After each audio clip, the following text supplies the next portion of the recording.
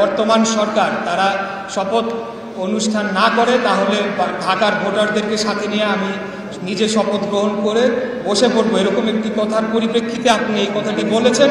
তবে আমি আপনাদেরকে বলতে চাই, সেটি একটা বক্তব্যের মাঝে কথাটি বলেছিলাম।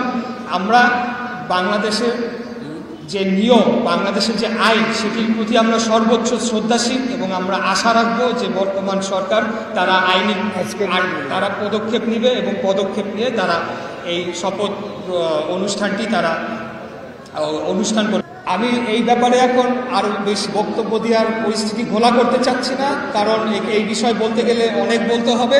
তবে আমি শুরু থেকেই বলে আসছি যে আমার এই বিষয়টা সম্পূর্ণ রাজনৈতিক একটা সিদ্ধান্ত ছিল।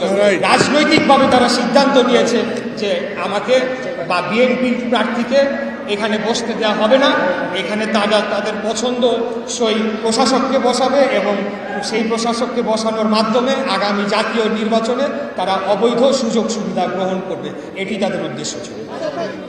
অত্যন্ত দুঃখের সাথে জানাতে হচ্ছে আপনাদেরকে, আজ পর্যন্ত এই মুহূর্ত পর্যন্ত এতদিন যাবতীয় আন্দোলন চলল, সরকারের পক্ষ থেকে কোনো ধরনের ভ্রুক্ষেপ করা হয় নাই, কোনো ধরনের যোগাযোগ করা হয় নাই, কোনো ধরনের আলোচনার কোনো উদ্যোগ নেওয়া হয় নাই। এটা হলো একটা অত্যন্ত দুঃখজনক আর কি। আজকে যারা এটা নিয়ে আবারও কথা তোলার চেষ্টা করছে তাদেরকে বলবো যে তারা নিজেদের জ্ঞানকে আরেকটু পরিমার্জিত করে আরেকটু সমৃদ্ধ করে তারা যাতে কথা বলে, কারণ বাংলাদেশের নির্বাচন কমিশন কর্তৃক যে গ্যাজেট প্রকাশ করা হয়েছে সেখানে স্পষ্টভাবে উল্লেখ রয়েছে যে ঢাকা দক্ষিণ সিটি কর্পোরেশনের মেয়র হিসেবে আমাকে সেখানে ঘোষণা করা হয়েছে।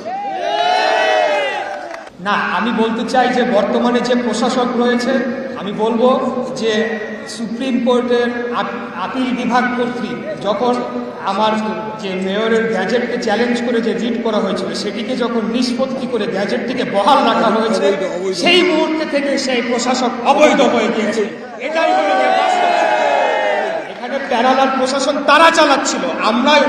আমি জনগণের ভোটে নির্বাচিত হয়েছি এবং আইনের মাধ্যমে, আদালতের মাধ্যমে আমার যে বর্তমান অবস্থান সেটাকে প্রতিষ্ঠা করেছি। এখানে অবৈধভাবে তারা প্রশাসক নিয়োগ দিয়ে তারা এখানে দুর্নীতিতে জড়িয়ে পড়েছিল এবং যে উপদেষ্টা ছিল, স্থানীয় সরকার উপদেষ্টা, তার ব্যক্তিগত সহকারীর বিরুদ্ধে 300 কোটি টাকার উপরে অভিযোগ সেটা দুদকে এখন তারা ইনভেস্টিগেট করছে।